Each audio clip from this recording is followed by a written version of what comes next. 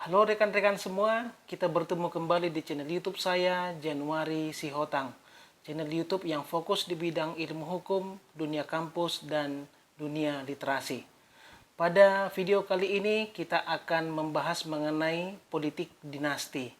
Nah, sebelum saya membahas mengenai politik dinasti, alangkah baiknya jika teman-teman mensubscribe, like, dan komen channel ini supaya semakin berkembang dan saya semangat untuk membuat video-video yang lebih berkualitas dan lebih bermanfaat bagi Anda dan bagi kita semua. Nah, pembahasan mengenai politik dinasti itu tidak terlepas dari pilkada serentak yang akan berlangsung di negara kita pada akhir tahun 2020 ini, di mana ada sekitar 270 daerah mulai dari provinsi, kabupaten, dan kota akan melaksanakan pilkada serentak. Dari 270 kabupaten kota maupun provinsi tersebut, ternyata di beberapa daerah sudah mulai muncul bakal calon yang ternyata setelah ditelusuri memiliki kekerabatan atau hubungan yang erat dengan para penguasa, mulai dari penguasa daerah hingga penguasa di tingkat pusat. Ada beberapa nama yang merupakan bagian dari politik dinasti yang saat ini menjadi bakal calon kepala daerah di beberapa daerah. Saya sekedar menyebutkan beberapa nama yang paling disorot oleh publik. Tentu kita sudah tahu, misalnya seperti Gibran yang saat ini menjadi bakal wali kota Solo, dicalonkan oleh salah satu partai politik dan kemudian diikuti oleh partai politik yang lain. Di balik itu ternyata ada proses-proses dan drama yang terjadi. Pada awalnya sesungguhnya bukan Gibran yang diusulkan oleh DPC dari partai tertentu, tapi pada akhirnya rekomendasi dari DPP pusat yang keluar adalah nama Gibran. Persoalan ataupun situasi yang hampir sama terjadi juga di Medan, di mana kita lihat ada menantu dari Presiden Joko Widodo, yaitu Bobi Nasution saat ini dicalonkan oleh salah satu partai, dan ternyata Bobi Nasution ini menyisihkan Akhir Nasution yang pada saat ini merupakan wali kota petahana di kota Medan. Ini sesuatu yang luar biasa karena kalau kita lihat sesungguhnya petahana itu memiliki peluang yang cukup besar untuk memenangkan pertarungan di pilkada. Tapi saya tidak tahu pertimbangan dari partai yang bersangkutan sehingga lebih memilih Bobi Nasution daripada Ahyar Nasution. Nah, kasus politik dinasti bukan hanya di tataran presiden, yang paling nyata juga bisa kita lihat di Tangerang Selatan. Nah, di Tangerang Selatan ini kasusnya lebih seru lagi, karena di situ ada pertarungan minimal 3 politik dinasti. Yang pertama itu ada putrinya Ma'ruf Amin, ya wakil presiden kita sekarang, yaitu Siti Nurhaliza. Kemudian ada juga yang kedua yaitu keponakannya Prabowo Subianto, Rahayu Saraswati. Dan yang ketiga ada politik dinasti dari Ratu Atut. Nah, kita ini akan sangat menarik nanti melihat kira-kira dari 3 politik dinasti ini siapa yang akan menjadi pemenangnya. Nah, teman-teman, sesungguhnya kasus-kasus politik dinasti itu masih banyak lagi ya. Ada di beberapa daerah di Jawa Tengah dan Jawa Timur, dan juga ada di Sulawesi Selatan. Kalau di Sulawesi Selatan itu yang paling kental itu adalah terahnya dari Yassin Limpo. Nah, yang menarik itu dikaji sesungguhnya adalah kira-kira apa yang menjadi dampak negatif dari politik dinasti sehingga banyak orang melakukan penolakan terhadap itu. Ya, menurut analisis saya bahwa sesungguhnya ada 4 hal yang menjadi faktor utama mengapa politik dinasti itu ditolak. Yang pertama adalah di sana tidak ada keadilan ataupun fairness dalam pertarungan pilkada. Perlu kita tahu bahwa kerabat petahana yang mencalonkan diri menjadi kepala daerah itu memiliki sejumlah keunggulan dibandingkan lawan politiknya. Sejumlah keunggulan itu saya bagi ke dalam 3 dan saya singkat itu dengan 3 perda.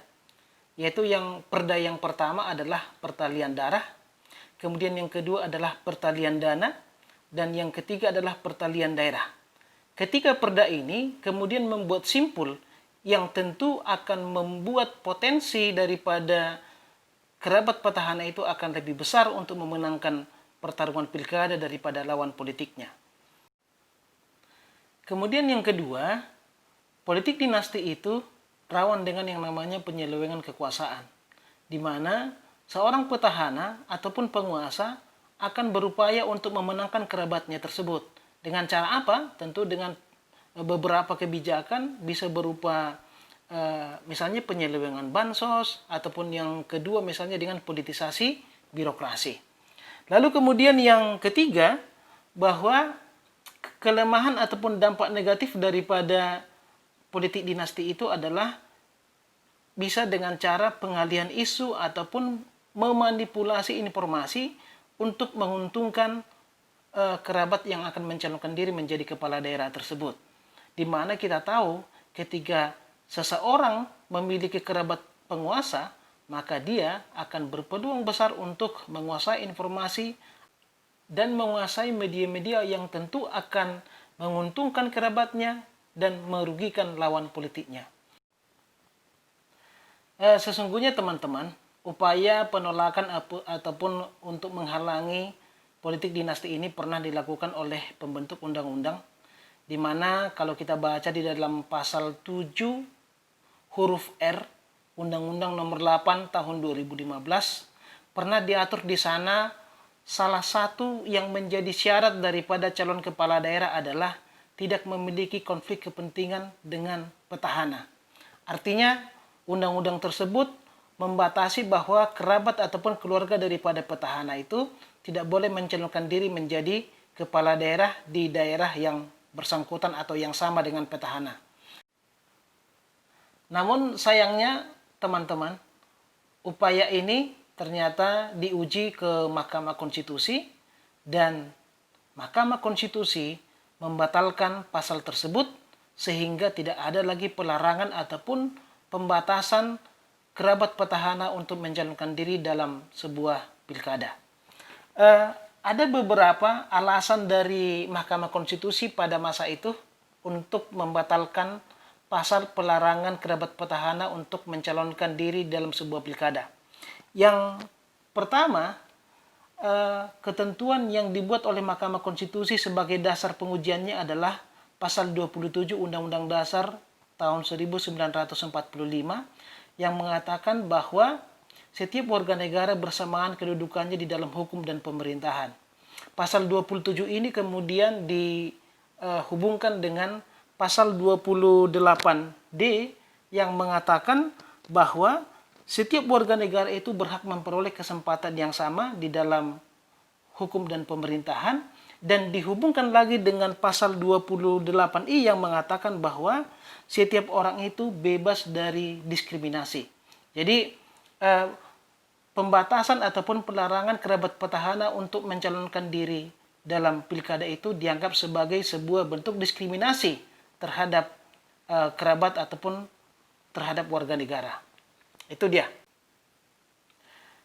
Kemudian, ketentuan yang menguatkan putusan MK tersebut adalah adanya International Convention on Civil and Political Rights pada tahun 1966 yang mengatur bahwa tidak boleh ada diskriminasi baik dalam hal agama, warna kulit, maupun diskriminasi dalam bidang politik, yaitu diskriminasi dalam hak memilih maupun hak dipilih, yang kemudian ini diratifikasi oleh Indonesia ke dalam Undang-Undang Nomor 12 Tahun 2005.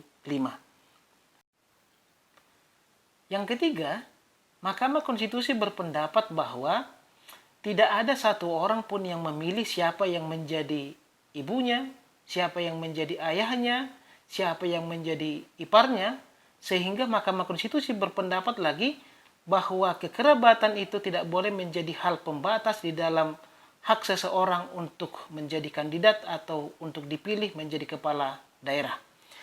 Dan pendapat yang keempat dari Mahkamah Konstitusi adalah bahwa saat ini tidak ada jaminan bahwa kerabat petahana itu akan terpilih dalam sebuah pertarungan pilkada. Sebagai contoh baru-baru ini tahun 2018 bisa kita lihat misalnya di Makassar, bahkan calon tunggal sendiri pun yang melawan kotak kosong itu bisa kalah, ya, itu lawannya sudah kotak kosong. Apalagi kemudian hanya seorang kerabat petahana melawan yang bukan kotak kosong ataupun calon lain. Jadi tidak ada jaminan dia akan memenangkan pertarungan itu.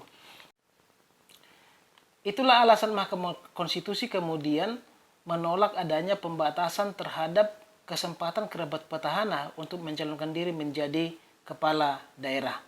Jadi ibarat perumpamaan ini, kalau misalnya ada sepatu yang kurang besar dan tidak cocok di kaki kita, bukan kakinya yang dipotong, tetapi kita harus mencari sepatu yang lebih besar lagi supaya pas dengan kaki kita.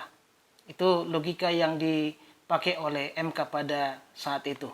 Nah, saya juga sepakat dengan itu, bahwa kalau kita melihat situasi politik dinasti saat ini, bukan kita melawan ataupun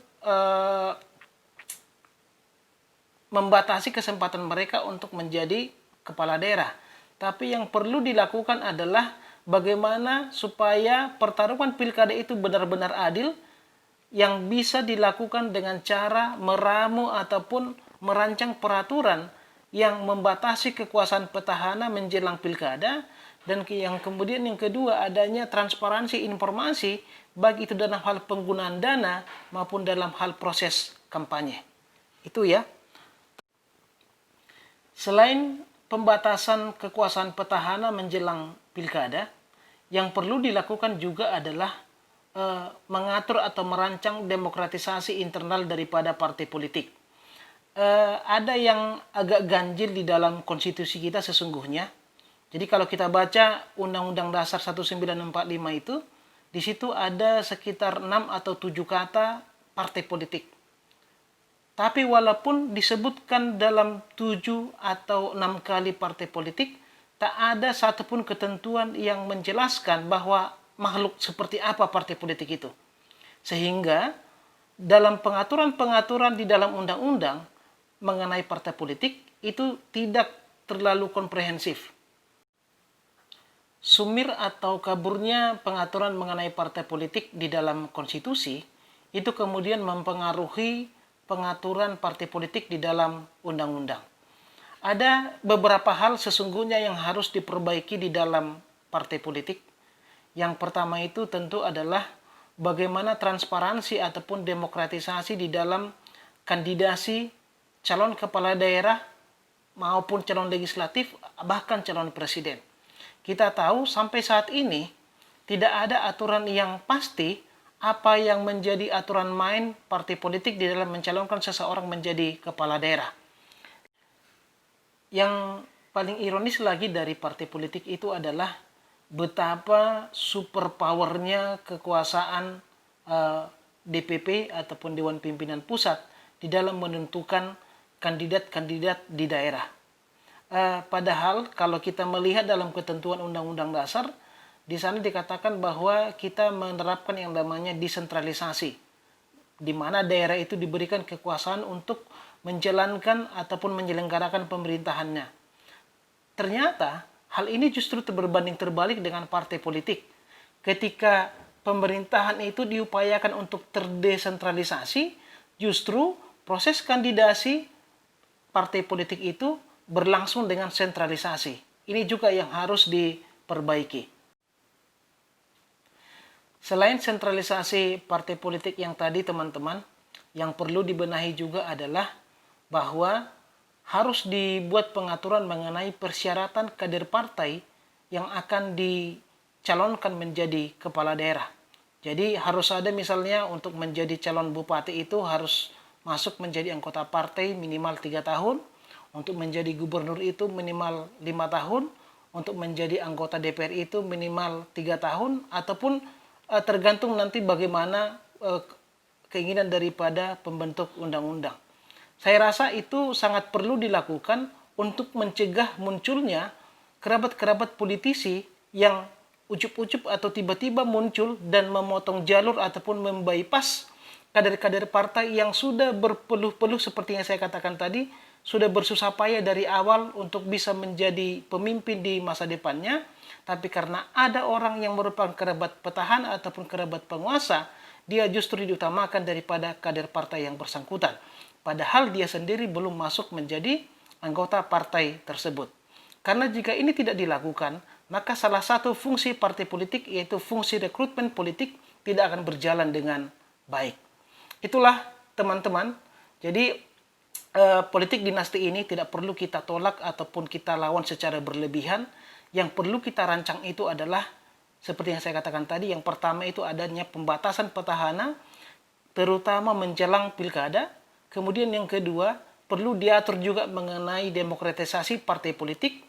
Dan yang ketiga adalah perlu diatur mengenai persyaratan-persyaratan kader partai yang akan dicalonkan menjadi kepala daerah ataupun calon anggota legislatif dan yang lain-lain.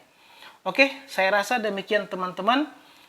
Semoga video ini bermanfaat bagi kita semua. Sekali lagi saya katakan, jangan lupa subscribe, like, komen, supaya saya bisa membuat video-video yang lebih bermanfaat dan berkualitas di selanjutnya.